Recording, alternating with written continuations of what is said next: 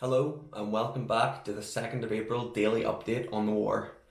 So, there's been a few things that have been happening, obviously, and the first one I want to talk to you about is the alliance between Australia and the USA.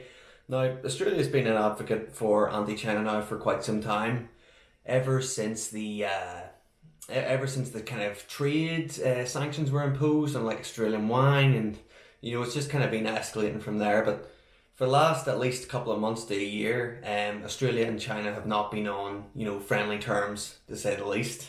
Even though they are one another's largest trading partners. But the US and Australia have came together there recently and been like, right, okay, this is a big threat, and we want to talk about Taiwan, and if because Taiwan is now the US's ally. They're just like, okay, well, we want to talk strategy in terms of defense. And to be fair, Australia have been one of the only countries, apart from the two Axis powers, China and Russia, that have been focusing on the development of these hypersonic missiles. So obviously they're a really good trading partner for the US, since they're probably a few years ahead. Well, a few years is optimistic, considering they are ahead in the hypersonic missile race. So the good technology share will be there, and just general help will be very good to see amongst the US and the US and Australia, and it's good that they have now, it's been vocal now that they've been in talks about the defense of Taiwan. Obviously we're going to be seeing that in the next coming month of April, considering this is the second. Another thing that has happened there yesterday was I got word that the Russian troops were now mobilizing on the Ukrainian border. Now, this was a bit of a deal back a good couple of years ago. You would have heard a lot about it, and obviously there was a lot of criticisms back then. But now that the world is kind of in a different playing field, it's kind of like, maybe they're going to try and do something amidst the distraction that the other countries are now waging. And that's why I think the Chinese and Russian alliance is pretty much solid. I think they're definitely on the same page, and I think there's a lot that we don't know about what is going to be happening within the next month, 2 months. But I obviously think that they're going to use the confusion between the Taiwanese, that, if the invasion of Taiwan will probably go first, or it'll be in around the exact same time, probably a two-pronged attack that the world will have to deal with and set up as alliance superpowers, retrospectively. So they're going to have to pretty much get that sorted, straight up. Also, the Union Banks of the Philippines. I read there, it was like from the Philippines, they were basically saying that obviously, in 2016, I believe it was, the Philippines won the case, the UN case, to be like, okay, this is our islands, and China basically never accepted that there. So quite recently there, whenever the loads of the shipping vessels went out to kind of like the militiamen fishermen, they went out, they started building stuff on those banks, on the Union banks, which obviously aren't Chinese territory, but they did it anyway because China have got a claim to like 80% at least of that sea, which just doesn't really work at all in the UN's view. But China are still pushing it, and I just obviously the whole thing recently has been it's been building over the years about the Philippines, Vietnam. Everyone's been complaining about how China has been handling this area of the world and how they're just being bullies. Like, nobody wants to get in a fight. Like, I mean, see if a Chinese vessel and a Philippines vessel meet, like, the Philippines vessel has to go with a tail between its legs, or else, a battle cruiser, like a heavier ship, like a frigate or something, is going to be, within the area. If a fight does break out, essentially, China can just point a big gun at them and basically be like, what? What'd you say? So it's just kind of, it's just bullying tactics that's been going on over the years, just because of China's really huge investment in defense.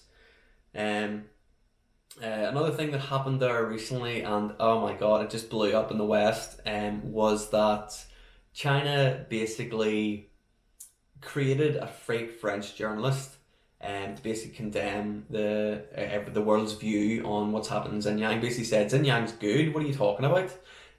But upon further inspection, it looked like this French journalist never existed, and everyone's basically just being like, why is China lying for? This is so BS. So China are really trying to pull out all the cards here to like Uno reverse it and everything to be like, okay, Xinjiang is not that bad at all, and here is a European member, basically saying it's all a load of crap, which probably was used as really good propaganda for the Chinese people, the people that kind of are fed the lies all their lives, because China had recently had an influx of people wanting to go to Xinjiang, the province, because they were just like, oh, I want to see what these Uyghurs are doing, maybe see if it's true. Maybe, we don't know the Chinese people's motive, but probably some of them are just like, I want to see if it's true what the world's saying.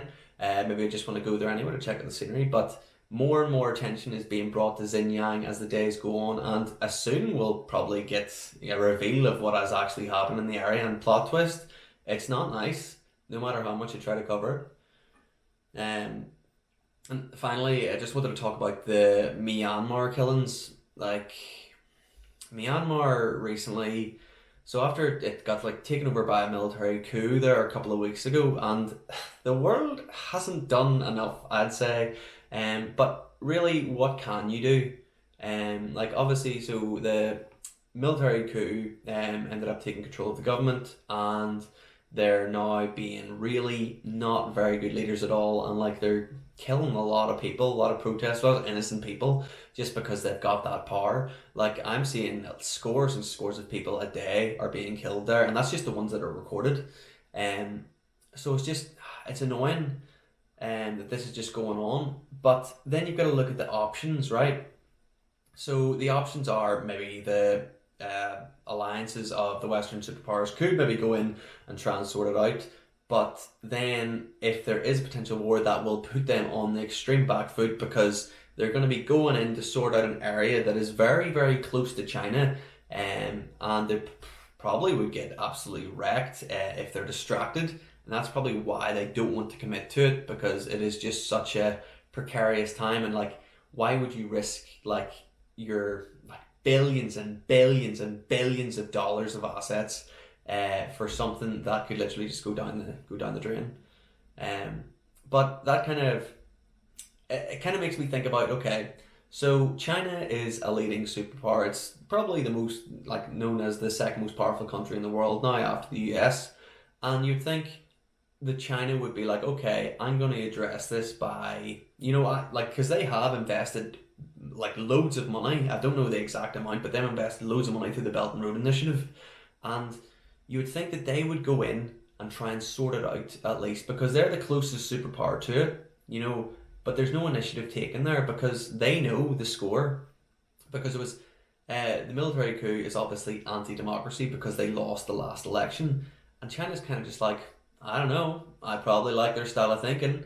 And they're probably looking at it like, okay, it is pretty bad, but it's a necessary evil in their eyes, and because it helps kind of downplay the importance of democracy and kind of, it just downplays the kind of importance of democracy for them there.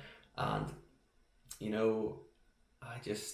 I think that this whole thing, like, I don't want the US or Western superpowers to get sucked in, because I do think it is a trap, and as soon as they would act, then something bad would happen from China. But realistically, China, if they really, really wanted to improve their world kind of presence, they should probably do something about Myanmar. But we all know that they're not going to, because they like the instability. But yeah, that was the 2nd of March update, guys. The 2nd of April, 2021.